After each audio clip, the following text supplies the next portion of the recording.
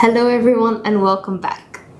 Around this time last week, all eyes were on the US, and all the major news headlines was speaking of only one thing.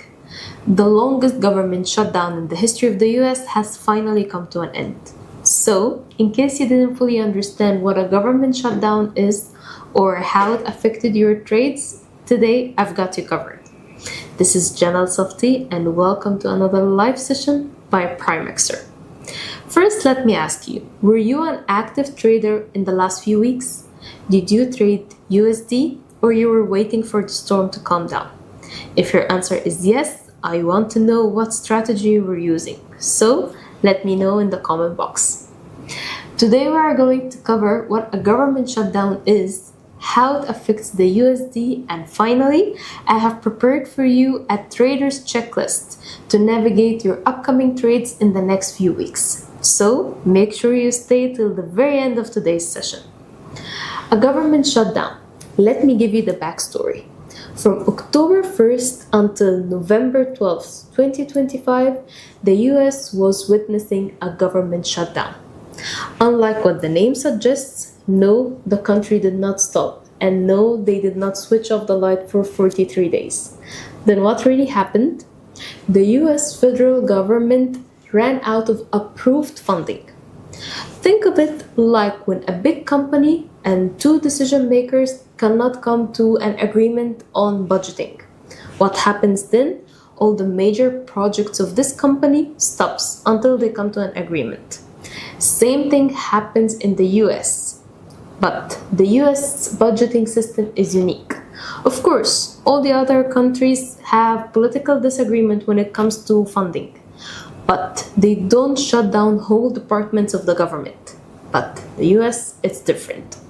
If the Congress can't come to an agreement, the funding expires. And when the funding expires, government services pause.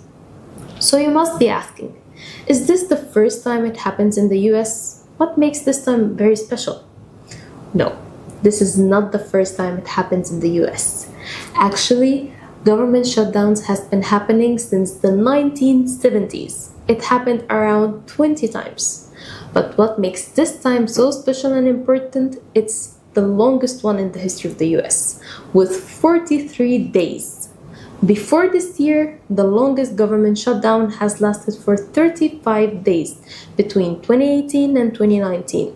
Then came this year and broke all the records. So let's take a closer look on how the daily life was. National parks were closed. Research projects were put on hold. Visa processes slowed down. Employees went without paychecks. And major programs like the US Green Card Lottery didn't start, and until now we don't know whether it will begin or not.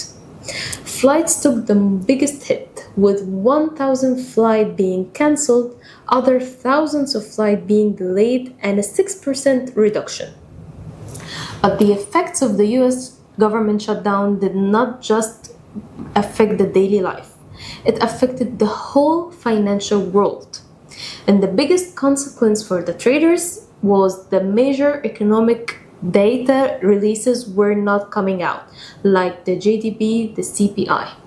So that means the traders were guessing. Everyone was walking in the market blindly. And that creates uncertainty and makes the market shaky. So the US dollar started weakening, especially against the Japanese yen and the Swiss franc, the safe haven currencies. And of course, gold climbed.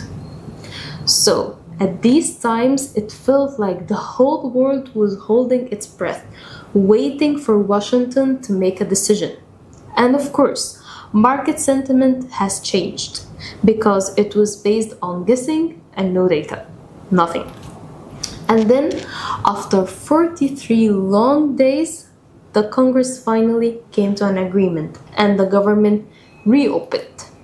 So now we can again be in the market without the political drama and based on numbers. So what we are expecting to happen is that the US is going to recover. Gold will slowly calm down a bit. And the news releases will start coming again. But here's the thing. Some big government shutdown like this, the effects of it will not just end overnight, and it will take a lot of time to recover.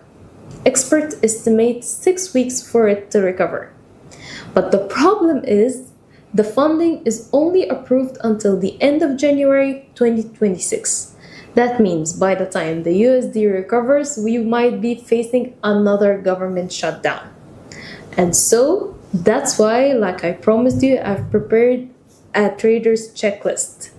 What we need to do is first, we need to mark our calendars to the end of January 2026. And then we need to follow the Congress decisions and the funding talks. Second, we need to watch the safe haven currencies like the Japanese yen, Swiss franc, and even gold against the US dollar. That can give us directional clues. Third, we need to watch the economic data releases like CPI, GDP.